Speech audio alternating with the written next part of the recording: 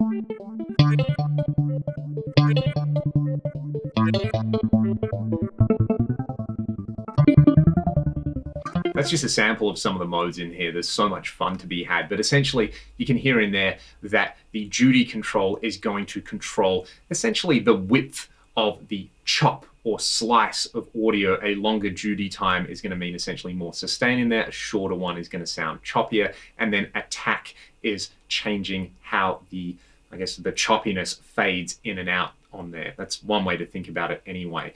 The real killer feature on this though is on the SL-20 you had a variety of different stereo modes on there, and if you want to access them, it is a little bit of setup, but I think you're really going to enjoy this, and this works so well on so many different instruments. So I'll show you how to do that right now. Basically, to access the extra output modes, you want to set all of the knobs clockwise, except for this last knob. You want to set that to number 8, and then I'm just running this off a battery at the moment. So you unplug the input A jack, you hold the pedal down and you plug it in, and then you will see this start to flicker orange. Then you can use this particular mode here to select the different output modes. I'm going to go with, I think number 6 is my favorite. It's just kind of like a weird stereo panning thing. I'll let you have a listen to what that does.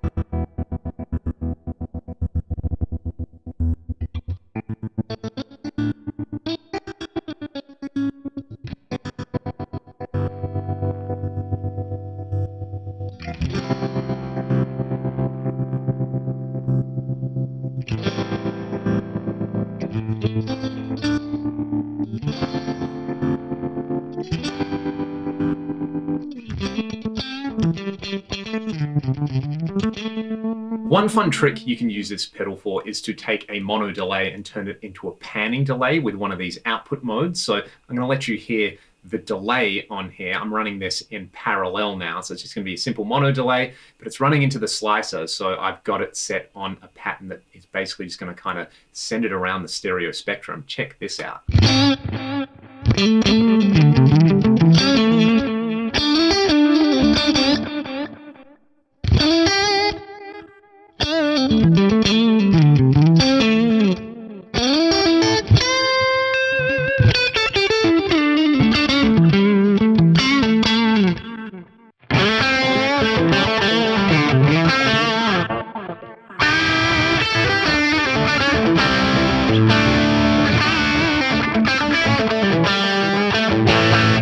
And because of the nature of the patterns in there, you can get these panned trem or panned choppy delays, really kind of glitchy stuff.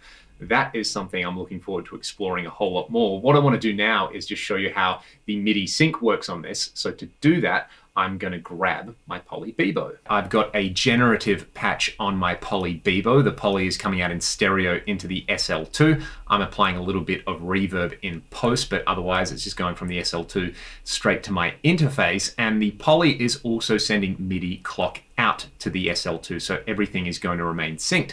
There's so many possibilities with this. I'll let you hear the patch on its own, then I'll bring in the slicer and just play around with it. Let's go.